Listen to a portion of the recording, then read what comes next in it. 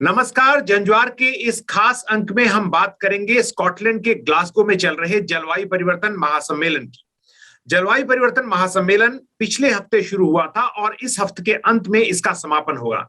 इसका महत्व इस बात को लेकर है कि दुनिया के तकरीबन 200 देश हर साल इकट्ठा होते हैं और ये सम्मेलन जो अभी हो रहा है ये होना था पिछले साल, और ये कोरोना महामारी के कारण एक साल की देरी से हो रहा है। इसका मकसद है दुनिया के बढ़ते तापमान को नियंत्रित करना, ताकि जिस तरह की आपदाएं आ रही हैं वो आपदाएं ना आए और धरती बर्बाद होने से बचे। इसके कई सारे पहलू हैं जिनके बारे में आप दिन रात क्लाइमेट चेंज और ग्लोबल वार्मिंग जैसे टर्म्स के जरिए सुनते रहते होंगे, लेकिन जलवायु परिवर्तन महासम्मेलन जो है वो तमाम देशों के लिए एक मंच पर, एक टेबल पर बैठने का एक फोरम है, और जहां पर वो तय करते हैं कि कैसे इस समस्या से लड़ी जाए और कैसे नीतियां बनाई जाए। इसमें कई सारे खेमे हैं, कई सारी इसकी निटिग्रिटीज हैं, जटिलताएं हैं, जिनको समझाएंगे हमारे साथ मौजूद क्लाइमेट एक्शन नेटवर्क के जो 130 देशों में फैला हुआ कोई 1,500 एनजीओ का संगठन है, उसके सीनियर एडवाइजर हरजीत सिंह, जो अलग अलग मुख्तलिफ मीडिया प्लेटफॉर्म्स पर जिनके विचार आप सुन रहे हैं, देसी और विदेशी। तो हरजीत, आपका स्वागत है जंजवार में। हम आपसे सबसे पहला सवाल ये करना चाहते हैं और समझना चाहते हैं आपसे कि एक हफ्ता हो गया, अब तकनीकी रूप से देखें तो 5 ही दिन बचे हैं, 5-6 दिन का वक्त बचा है। कितनी कठिन लड़ाई है, पिछला हफ्ता कैसा बीता ग्लासगो में, कोरोना महामारी का कितना असर है, और क्या आप लोग जो हैं जो आवाज उठा रहे हैं, कम से कम भारत जैसे देशों की, विकासशील गरीब देशों की, वो लोग किस तरह से देख पा रहे हैं जलवायु परिवर्तन की इस लड़ाई को, कहाँ जाते हैं? धन्यवाद हृदेश। हमेशा अच्छा लगता है आपके साथ इस पूरी चर्चा को करना। सो ग्लासगो में ये कॉन्फ्रेंस शुरू हुई 31 अक्टूबर को, लेकिन यहाँ पर ये इस बार ये काफ़ी अलग थी। नॉर्मली क्या होता है कि पहले टेक्निकल सेगमेंट होता है, जहाँ पर जो टेक्निकल एक्सपर्ट्स हैं, नेगोशिएटर्स हैं, वो चर्चा करते हैं, जो भी बिंदुओं पे चर्चा होनी होती है, जो नेगोशिएटिंग टेक्स्ट बनता है, फिर मंत्री लोग आते हैं और उसके बाद हेड्स ऑफ स्टेट्स आते हैं। इस बार जो हुआ वो अलग इसलिए था कि जो हेड्स ऑफ स्टेट्स थे, जो प्रधानमंत्री और प्रेसिडेंट्स थे, वो पहले सेगमेंट में आ गए। तो 1 और 2 तारीख को यहाँ पर बहुत सारे देश के हेड्स थे जिन्होंने अपनी स्पीचेस दी। यूके गवर्नमेंट, जो कि प्रेसिडेंट है इस महासम्मेलन की, उनको लगा कि अगर हम हेड्स ऑफ द स्टेट्स को बुलाएंगे तो हम एक टोन सेट कर पाएंगे कि क्या होना चाहिए। लेकिन अगर हम हकीकत में देखें कि क्या हुआ है, कि दोनों में बहुत बहुत बड़ा विरोधाभास हमने देखा। एक तरफ जो हेड्स ऑफ स्टेट्स आ रहे हैं, प्रधानमंत्री आ रहे हैं, जो प्रेसिडेंट आ रहे हैं, वो बड़ी बड़ी स्पीचेस दे रहे हैं। जो विकासशील देश के प्रधानमंत्री और प्रेसिडेंट आए, उन्होंने ये बात रखी कि कैसे वो जूझ रहे हैं क्लाइमेट चेंज से, कैसे तबाहियां हो रही हैं और कैसे उनको सहयोग चाहिए अगर उनको अपने इंडस्ट्री को ट्रांसफॉर्म करना है। सबको पता है कि क्लाइमेट चेंज जो है वो उत्सर्जन की वजह से है, जो कार्बन उत्सर्जन हो रहा है, और अगर हमको कार्बन उत्सर्जन को कम करना है तो उसके लिए हमें बहुत सारे बदलाव लाने पड़ेंगे अपनी इकोनॉमी में। और विकासशील देश जिनके पास पैसा कम है, इसलिए तो वो विकासशील हैं, वो अपने आप से नहीं कर पाएंगे। उनको सहयोग चाहिए विकसित देशों का, जिनके कारण आज हम क्लाइमेट चेंज की या जलवायु परिवर्तन की तबाही से जूझ रहे हैं। लेकिन जब हम विकसित देशों के जो हेड्स ऑफ द स्टेट्स हैं, जब उनकी हम बातों को सुनते हैं, तो वो बातें बहुत बड़ी बड़ी हैं। हम ट्रिलियंस ऑफ डॉलर्स की बात कर रहे हैं। उन्होंने एक और सम्मेलन कराया जिसमें ये बात हुई कि प्राइवेट सेक्टर को लेके आएंगे। तो हम जब ट्रिलियंस की बात करते हैं, मतलब लाखों लाखों करोड़ों रुपया आएगा। बट हकीकत यह है कि जब हम नेगोशिएशन को देखते हैं तो $100 बिलियन, जो कि हर साल देने का वादा इन्होंने 2009 में किया था और 2020 से होना था, और जैसा आपने कहा हृदय की ये कॉन्फ्रेंस 1 साल लेट हो गई, आज भी ये उस अपने पुराने कमिटमेंट को पूरा नहीं कर पाए। तो एक तरफ बड़ी बड़ी बातें हैं कि लाखों लाखों करोड़ रुपया डॉलर आएगा, और यहाँ पर $100 बिलियन नहीं हो रहा है। उस पर लड़ाई चल रही है। क्लाइमेट फाइनेंस क्या होगा, उसकी परिभाषा पे लड़ाई चल रही है। कैसे सहयोग मिलेगा, जो देश ऑलरेडी जूझ रहे हैं आपदाओं से, वो तैयारी कैसे करें, अनुकूलन कैसे हो, या अगर तबाही हो रही है तो कैसे उनको सहयोग दिया जाए कि वो अपनी जिंदगी दोबारा से शुरू कर पाएं। उस पर जो चर्चा है वो बहुत ही जटिल है, बहुत कठिन है, और उस पर जो अमीर देश हैं बिल्कुल भी प्रोग्रेस नहीं करने दे रहे हैं। तो हरजीत, ये बात हम कई सारे क्लाइमेट चेंज समिट्स में देखते आए हैं कि हमेशा बात पैसे की लड़ाई में अटक जाती है और टेक्नोलॉजी ट्रांसफर को लेकर भी समस्या खड़ी होती है। और कई बार भारत ने यह भी कहा कि अमीर देशों गरीब देशों को अब ये स्वीकार कर लेना चाहिए कि ये लड़ाई उन्हें खुद लड़नी है, वो बेगिंग बोल लेकर हर बार नहीं जाएंगे क्योंकि अमीर देश देना ही नहीं चाहते। इस बीच एक नेट जीरो का कॉन्सेप्ट आया हरजीत, और जब आप लोग वहां थे तब मैं आपको बताऊं कि हिंदुस्तान में ये सवाल उठने लगे और अलग अलग मुख्तलिफ जगहों पर ये सवाल उठे कि क्या नेट जीरो की बात करना, जिसमें यूरोपीय देश और अमेरिका 2050 को अपना नेट जीरो कह रहे हैं, 2060 को चाइना कह रहा है और हमारे प्रधानमंत्री ने जाकर 2070 कहा। एक एक्सपर्ट के तौर पर और एक जमीन से जुड़े हुए विशेषज्ञ के तौर पर आप कैसे देखते हैं, क्या नेट जीरो इतना महत्वपूर्ण है या ये एक बहाना बन रहा है 2030 में जो करना है या उसके आगे जो करना है उन कमिटमेंट्स को छुपाने का? देखिए, बहुत महत्वपूर्ण है कि जब हम अपने उत्सर्जन को कम करने के टारगेट्स की बात करें, नेट जीरो क्या है? नेट जीरो का मतलब यह है कि जो उत्सर्जन एक तरफ हो रहा है इंडस्ट्री से, जो हम उसमें एनर्जी यूज करते हैं या ट्रांसपोर्ट होता है, उससे उत्सर्जन होता है, और एक तरफ जो हमारे जंगल हैं, हमारे जो ओशंस हैं, समुद्र हैं, वो उसको एब्जॉर्ब करते हैं, वो बैलेंस आ जाए।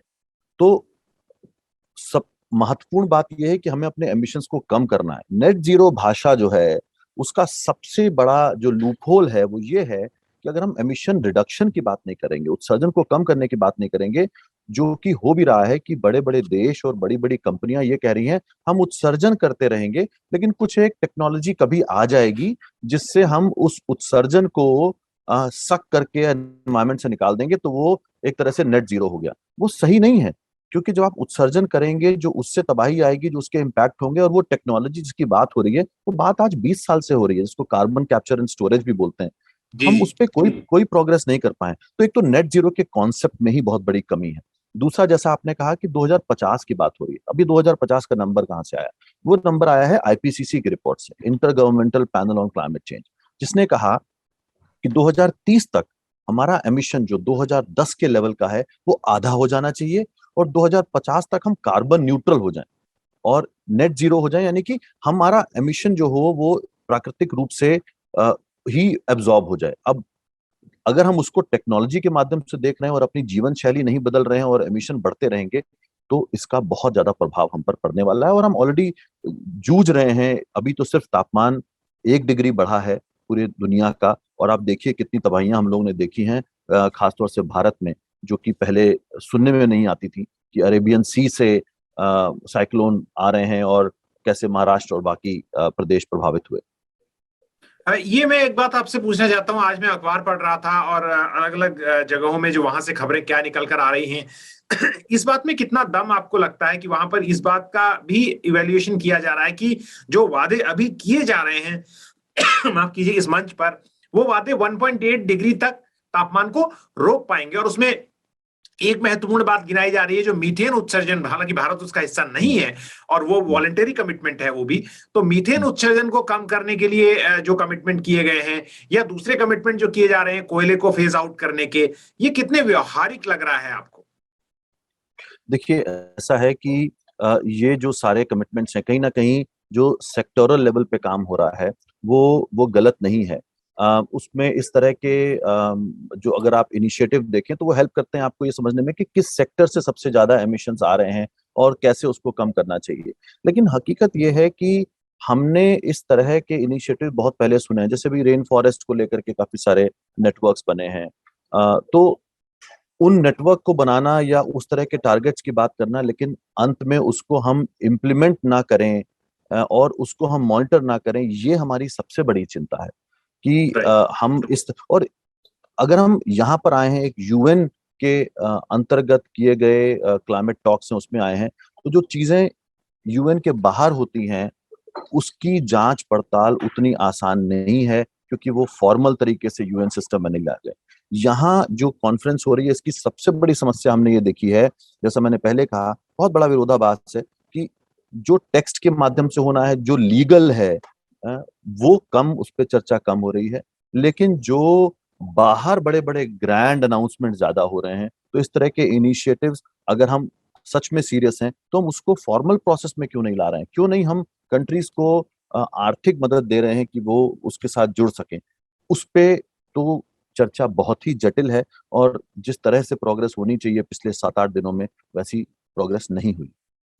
राइट। और इसमें एक बात पे आपका कमेंट चाहूंगा कि जस्ट जो लगातार बात करते रहे, और आपने जो बात अभी कही उसको काफी मुखरता से पहले उठाया भी है कि भारत से कहा जा रहा है या गरीब देशों से कहा जा रहा है, विकासशील देशों से कहा जा रहा है, जो हाई ट्रेजेक्टरी पे जाएंगे आने वाले दिनों में अपनी अपने इमिशंस को लेकर, कि वो कोयले से दूर जाएं।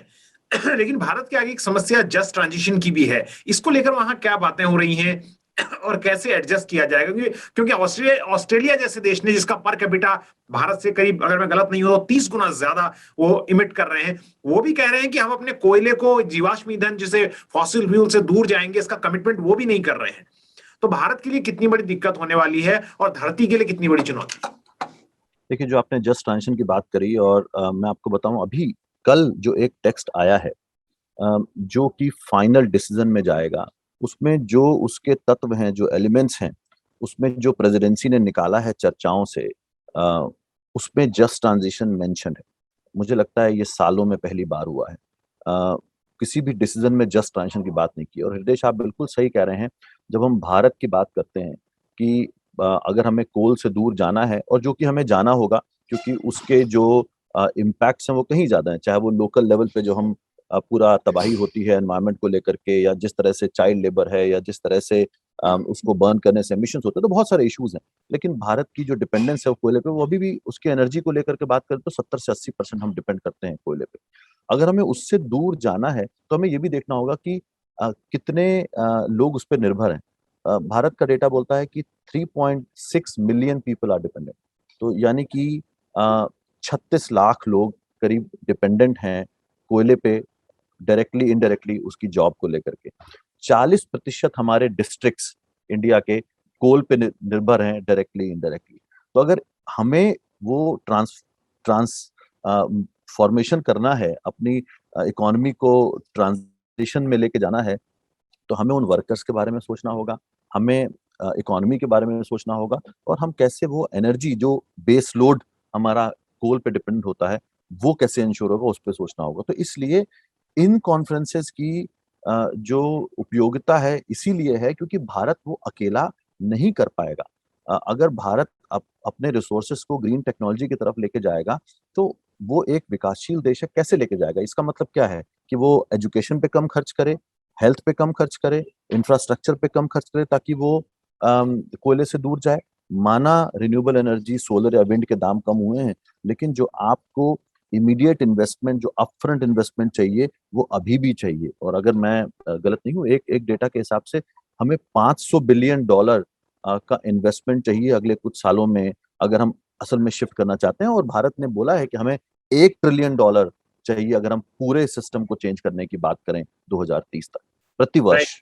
एक ट्रिलियन डॉलर प्रतिवर्ष कितना ज्यादा है, मैं दर्शकों को बताऊं, यानी 1 लाख करोड़ डॉलर की बात कर रहे हैं, और अगर रुपए में करेंगे तो 75 लाख करोड़ रुपया भारत को चाहिए इस पूरी प्रक्रिया में आने के लिए। और ये बात समझना इसलिए जरूरी है क्योंकि जो चक्रवाती तूफान आ रहे हैं या जो आपदाएं आ रही हैं, इनकी बढ़ती मारक क्षमता और इनकी बढ़ती आवृत्ति, यानी इनकी बढ़ती फ्रीक्वेंसी जो है, वो अर्थव्यवस्था पर चोट कर रही है। तो कहीं ना कहीं इस चोट को बर्दाश्त करने की एक सीमा होगी, जिसके आगे आपको सोचना ही पड़ेगा।